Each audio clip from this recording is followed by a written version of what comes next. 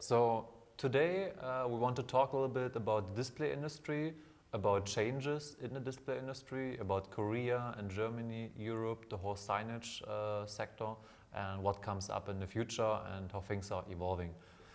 Talking about Europe and South Korea, what differences do you see in the use and the application of digital signage on general screen products? How do you see the difference in adopting to current trends and to newest technologies when we compare South Korea and Europe? Actually, it's just my opinion, but in the Korean market, we start the display, the signage market is first than the other countries. South Korea, they have been earlier the right use cases for screen technologies, and therefore Yes, the right. adoption was quicker. We are just focusing in the showing, the more digitalizing, more looking good. The European side, they can focus on how can the product is useful, the information to the customers or the visitors. There is a more looking good. Okay, so you think it's more the situation that in Germany or in general in Europe, there need to be more clear use cases. It's more measured. Exactly what can we reach, which goal we can achieve with it. And in South Korea, the adoption is quite faster because it's just about the appearance. In Europe, it's more about the results. What can we achieve with it?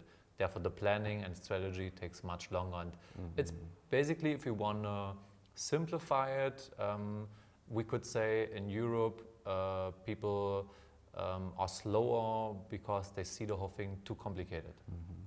There in South Korea, they just start to use it and they like it and they expand it. I feel in a similar way, so often when we have clients, they are quite afraid of use new products, new technologies. They always want to see that a competitor or something like the same company is using in the same area the product successfully. So they want to have a proof that this new product will do the job right. And they have fear to fail when trying new technologies inside of a store or something. Definitely this brings us to the point that Europe is always a little bit behind South Korea or behind Asian countries in general. And for us, it's not only interesting why this is the case, but also how we and how you see the future. So what can you imagine how digital signage will evolve or how it will change in the next years? And do you think that, let's say in like 50 years, we will still use monitors, or will it be something different like AR, VR, or something completely different? Actually, this is also my opinion, but we are keep thinking. One of the issues is now we focus on the VR, and then the VR is like kind of the Oculus or the other companies. The VR is they are quite heavier. The Korean companies, they are making the same like the Google's glasses, like for the VR. Reason why is they have quite lots of the experience about the transparency OLED, the seeing the outside, and how can they focus on the glasses about the human eyes. So there is the technology issues right now. Past, we are focused on the color and resolutions and then etc. But right now is LCD is already LCD's competitors is already the LED. That they can make the very tiny micro LED. So the micro LEDs will be into the signage market is next year. It's very fast and very quickly. And also the 3D hologram. The laser hologram will be appear into the market. It's quite a difficult technology, but they can. Lots of the university and then the companies already successful about the focus on the air. The making some of the 3D object in there's the air condition. So on one side, the whole topic about augmented reality will get a boost, will get like a mass adoption, as I can hear in Asia, especially in South Korea, there are lots of companies working on products like Google Glass and Yes, exactly. in that way. So that means it becomes more accessible for sure to more people. And then also the whole topic about digital signage will become maybe virtual inside of the glass when Yes, people yes. start to walk around with Yes. wearing the glasses. So this will be lots of new possibilities for advertisement as well, like wayfinding, advertisement, all the topics. And on the other side, we have new display technologies coming up, like micro LED, what you mentioned. And this could, as you said, come to the market quite quickly. Yes, so right. where will be then still the use case, or which position will LCD have in the market by that time? Do you think it will be completely disappear from the market, or will we still continue to use LCD products? LCD and LED is totally different technology. So the LCD cannot be disappeared about the signage or the TV market. Over than 100 inches is LED is more, I mean, more good price there than the LCD right now. Oh, really? Yes, Wow. it's the way Okay. situation is. But less than 100 inches, the people have to looking directly around the 3 centimeters or the 1 meters. I think LCD is keep going to the, in the market by using the monitors or the less than the 100 inches. They are separately the micro LED from the home applications, micro LED for the outdoors. I mean the signage. But the home application side, the Samsung's micro LED is like a 200 inches or something. Can be changeable to the LCD directly. They mention it, but it's right now it's just a technology. We can buy, we can using it, but it's hugely expensive right now. Okay. But they will is reduce about the price. But yeah. And what other topics or what other products are really important, or that will really play a big role in the future and upcoming years? Actually, one of the issue is, I think that was a start from the 3 years ago. Actually, Samsung or the LG or the other companies make about, the canvas. Our whole frame is everything is looking like the canvas. Like a picture, Yeah, basically, like a with a frame. Exactly. And do you see there like market opportunities when it comes to displaying maybe also art and other content, private photos and so on the TV, why people are not watching TV? So to use it as a large photo frame during that time, or is it more just like a hype that will not? You have to think about why they make about some of the frames, why we need the picture frames. Yes. But they are already collected about lots of the user experience. When a friend is coming and then they wanted to show their own pictures naturally on the television or something. So they are collected already more than 10 years to collected about the user experience, what they want. We call the VOC also, is the custom voice of the customers. Voice of the customers. Yes. Okay, interesting. I think that's also an interesting term for European companies to have more focus on the user experience, on the customer experience. As we can see often, especially in the B2B area, the customer experience is very much far behind. It's about technical specs and the value of it, but not really how people are able to use it. So very often we see like installations with touch monitors, touch terminals, where the software is actually very, let's say, not very intuitive. So it's quite difficult to make use of it and people struggle. We always see that B2C products, they come very nicely packaged and you have a very smooth process to start using the product. And the whole customer experience is very fluid and is very well designed. When it comes to B2B, where we have usually much more expensive products, much more professional products, there we have often a lack of the usability and therefore also the customer experience. People even stop to use some products because they are too complicated to use. And I see often lots of potential to improve the usability, the customer experience. What are your thoughts on this when we compared B2C to B2B? Actually, the B2C market is our product is have to reach each people's mind. But actually, the B2B part is the one product around 1,000 people, around 100 people. B2B market, the product have to follow about the B2C markets, the design, and also the software, everything. The reason why is B2C people. I mean, the people is already have lots of the experience about the B2C product, and also the every people. I mean, you're also having the same experience.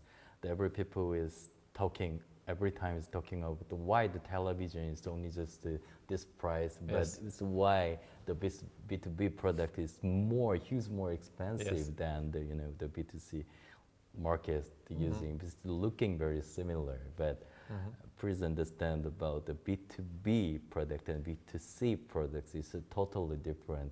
The panels, totally different, the inside it, I mean the hardware. It just looks very similar, but everything underneath the housing is completely different. Yeah, exactly. The reason why is a B2C product is only just in the house areas and also the less demanding environments. Yes, exactly. But is the B2B product is the using case is outdoor or the indoors, and then we need more reliability than the 10 times more reliability than the B2B, the B2C market, the product. Yes. So that is a totally, the different.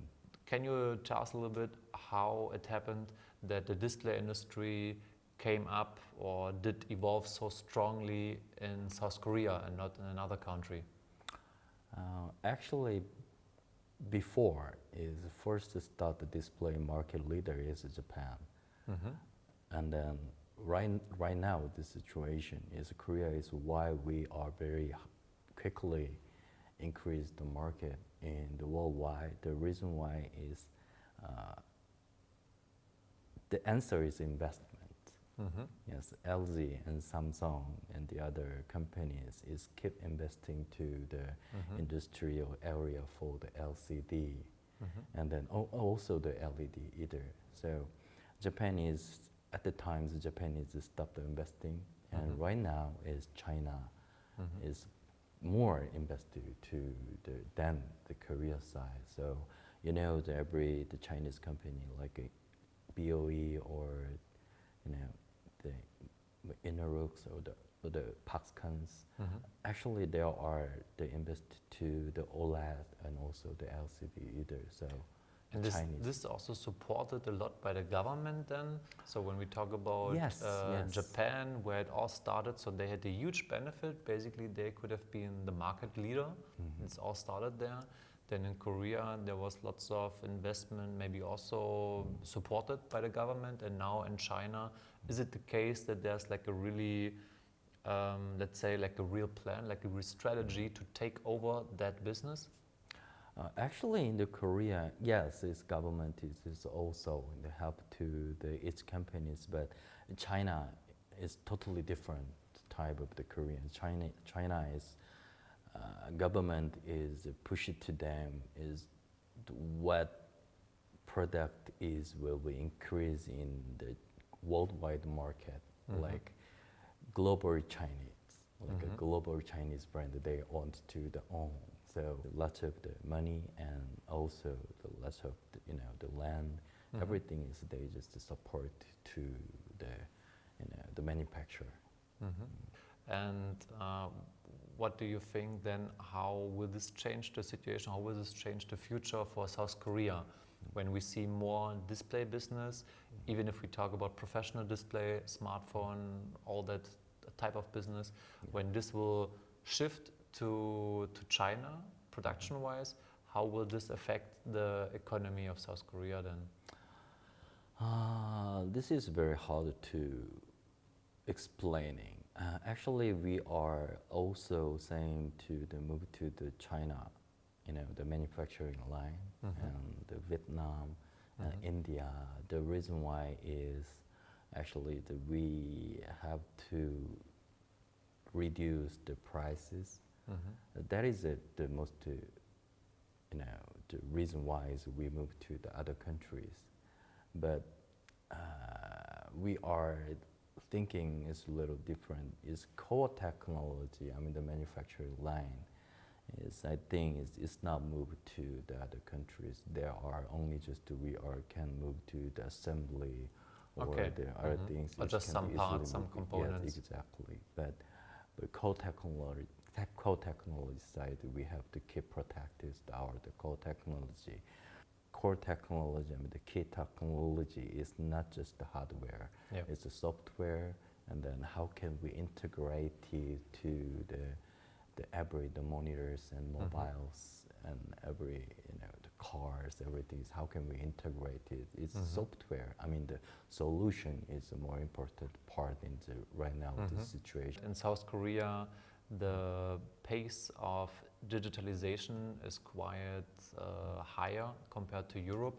And when I was in South Korea, I visited Seoul, and it's very easy there. You can do everything by using your smartphone, like on KakaoTalk, the same in China with WeChat. You can buy tickets, you can order taxi. It was really amazing when we've been in the restaurant. Basically, we just get out, put your phone on a scanner, and it's paid and done. You get a receipt by email, and that's it. No waitress needed, no cashier needed, nothing. How do you experience that? How is it for you? Coming from that very well developed digital world, I would say, digital world in South Korea, where everything can be done by using your smartphone. How is the experience for you when you come here? Is it like traveling to the past? Yes, but I think the Europe is more, it's like feeling like the human, how can I explain that? Okay, in the Korea or the China, we are very simply the pain, we are very simply the moving, we are very simply the connecting. Everything is, we are the digitalized right now. But I think it's some of the people is like that, but quite many people is don't like, lots of the, actually in the traditional market, even traditional market, we can pay using the mobile. So you mean like a street market? Yes, something. exactly. Okay. And then everyone is not bring, the real cashes. You have no cash with you, even no credit cards. Yes, our experience. Right. You even don't use credit cards in South Korea because it's already in the past. It's like living in the past. But that is not a natural, Sometimes we need so I like the Europe. The reason why is everything is mixed, like, the cultures, and then the digitalizations and the other things like, the human experience. Right now is mixing. So that is more looking and feeling good to them in the Korean market, and also even the China. I don't know. Actually, this is a kind of the joking, but I don't know if this is the true or not. Actually, in China, they don't need the cash anymore. They don't need card anymore. Yep. And lots of the store is they not acceptable the card. They not acceptable is like the real cashes. And even there are market on the board, no credit card, no cashes. It's very interesting. So there's basically a lack of human interaction as well. It decreases the whole human interaction. Yeah, exactly. And that's what I heard from what you're saying, that in Europe it's still more human-centric. Yes, human-centric, Asia, exactly. It's more technology-centric, so everything is around technology, and we're having less interaction with other people. Everything gets automized.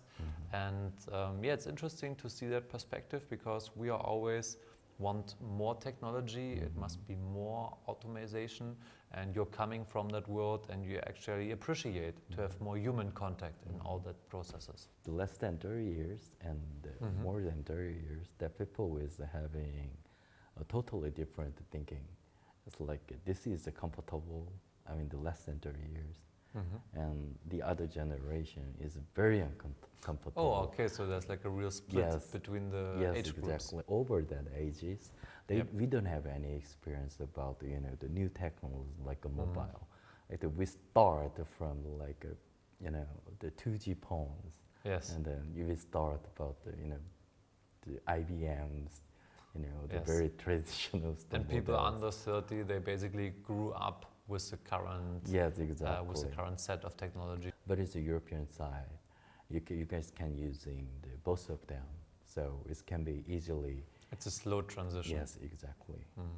I will visit you soon again in South Korea. Okay, thank you very much for your interest.